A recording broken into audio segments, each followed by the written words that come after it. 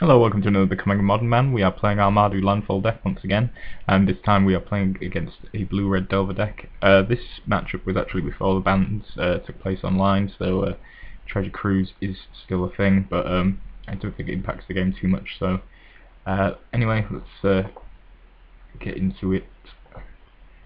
So we're on the draw. We ended up keeping this hand. It is pretty sketchy. We only have Drive Milton that we can actually play out this hand, but the hand is really powerful, and I think my thinking was that in our next two draw steps, hopefully we'll draw a land of some description, ideally a fetch, and then our hand is very active and full of gas, essentially. So a bit of a risky play, but I believe it works out for us in the end. One cracks a Delta, plays an island, gets an island, and plays a Delver. We're just going to lead off with the flagstones and our militant. Unfortunately no land as of yet, so it's here's a helix on top. Let's open up the revealed section here so we can see if he flips his Delver, which I believe he does. Yeah, so he flips his Delver off a mana leak. Really annoys me that you have to actually go into the revealed section to see things be revealed. I feel like if a card is revealed, it should actually be revealed to you. I suppose at the very least this is a good place to keep the cards so that you can go back and look at them, but still annoys me a little bit. So he flips his Delver, which isn't great for us, and he's going to attack for 3. Fortunately we're looking for, so get an Arid Mesa, going to be able to attack for 2. I'm going to play Drive Militant, and I'm going to play that Mesa, get a Blood Crypt so we can activate our cards, and I'm going to bolt the Delver while he doesn't have any counter magic up. Obviously that's the most likely thing to kill us in his deck, so I figured we should probably get rid of that now. We could have fetched up a Sacred Foundry and played Militant, but obviously that turns off the black cards in our hand, so I think that was the better way of going around things.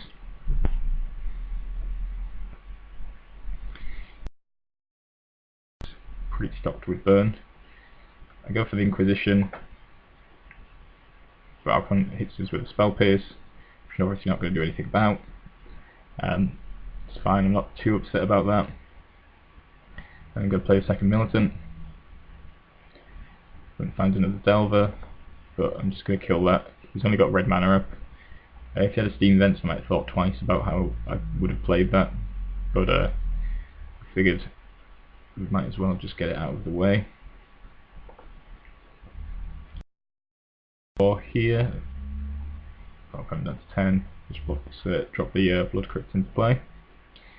Draw a Lightning Bolt, so we actually managed to knock our opponent down to 6 here, so fairly confident that we've got the win here. Loots. I'm going to Boros Charm at the end of this turn. I'm going to Leak. I'm just going to bolt him down to 2, and with him tapped out there's not really anything you can do about that, so that is the game. Went pretty well, got to get some aggressive beats in, drew a lot of burn, and yeah, our risky keep ended up just leaving us with a handful of gas, so worked out pretty nicely. So let's go into game 2. There's a chat box. I was keeping the chat box in our videos, but the chat box is kind of useless now. It doesn't seem to follow the actual action anymore or give you any sort of play-by-play, so it seems a bit useless. So we had a no land hand to start with, and then we drew this 6-card hand. I end up keeping this, I think, which is really sketchy, but I'm not entirely sure what I was thinking. I really didn't want to mulligan down to 5. This hand doesn't seem great. I suppose if we can answer his early threats and hopefully draw into something nice, then this could work out well for us, but I definitely don't think this was the greatest of keeps. Looks off the Delver. Fortunately we're like ridiculously lucky, so we draw a 7 links off the top, and that works really nicely with all the fetches we have in our hand. Opponent doesn't. I'll open up the revealed section now. Plays a Delta and fetches up the steam vents. There's a Swift Spear into a Gataxian Probe. It's funny that he paid. Suppose he's a little bit worried about his life soul, given that we do have quite a lot of burn in our deck.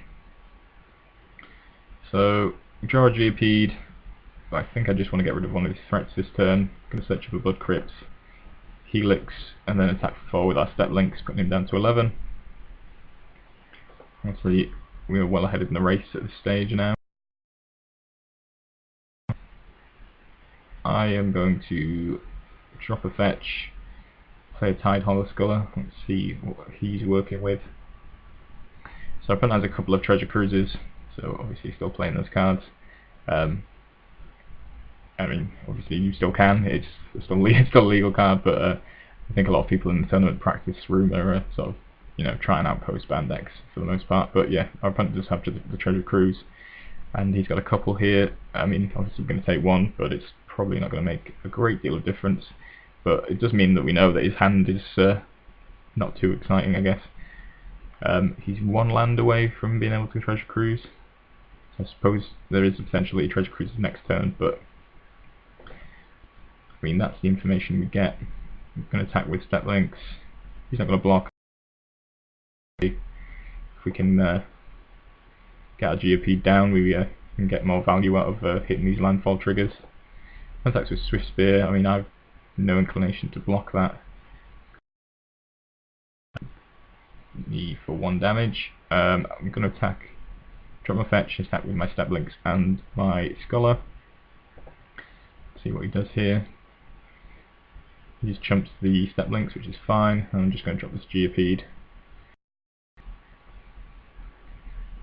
So he's now got enough to Treasure Cruise, but I'm not too scared. I'm fairly sure I'm going to be able to win next turn. Working with both my guys. I suppose I could attack with him with the Scholar as well, actually. Fetch, and our opponent ends up conceding. Obviously I mean, depending, I don't know what he drew, but we probably should have just attacked him with everybody, and hopefully the Helix would have finished him off if the creatures weren't able to. But yeah, we were in a very good position at that point, and even though he did manage to hit a Treasure Cruise, I don't think it was sufficient, so we ended up winning that out. So yeah, this ended up being a pretty good matchup. I don't think in general this is a great matchup for us. I think Blue-Red Delver, particularly if they're still running things like Fort Bolt and things, is probably a pretty bad matchup. And obviously, back when they had the Treasure Cruise, it's even worse in that they were able to restock a lot better than we are, subject to us having, say, a Dark Confidant or something. So yeah, I don't think we have a lot of business winning this matchup, but obviously it is possible, as shown here, and yeah, it went pretty well for us actually. So overall, I don't think it's a great matchup, but it's obviously winnable, and if you play to your strengths, you can go through.